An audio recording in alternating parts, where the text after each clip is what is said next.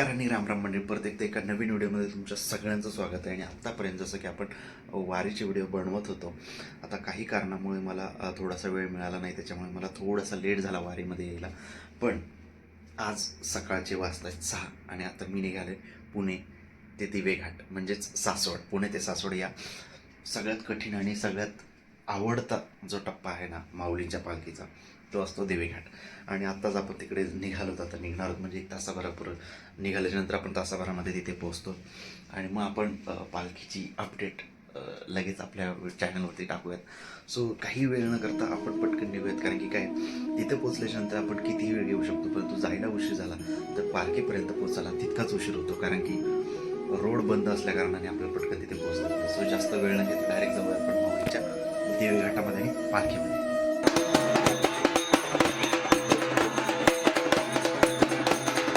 नमस्कार आणि रामराम मंडळी, आता आपण पोहोचलो पालखीमध्ये. आणि काय तो जल्लोष, बाबा काय तो जल्लोष, म्हणजे दिवेघाटात येण्याची ना हीच ती मजा असते ना. काय मजा येते दिवेघाटामध्ये येण्यासाठी ना, म्हणजे प्रत्येक माणूस विठ्ठलाच्या नामस्मरणाने इतका दंगून गेलेला असतो, इतका दंगून गेलेला असतो की त्यांना खरंच कळत नाही की आपण किती चालतोय, कुठे चालतोय, ऊन आहे, पाऊस आहे, काहीच नाही. आणि हीच ती मजा असते दिवेघाटात. आणि आत्ता आपण पोहोचलेलो आहोत दिवेघाटामध्ये. अजून पालखीला यायला बराच वेळ आहे, म्हणजे दुपारच्या नंतर पालखी दिवेघाटात येणार आहे. परंतु आत्ताच वारीच्या पुढचे वारकरी जे असतात, म्हणजे पालखीच्या पुढचे जे वारकरी असतात ते यायला सुरुवात झाली. आणि अशा इथे दंगामस्ती करत, छान असं नामस्मरण करत, फुगड्या खेळत चाललेले आहेत.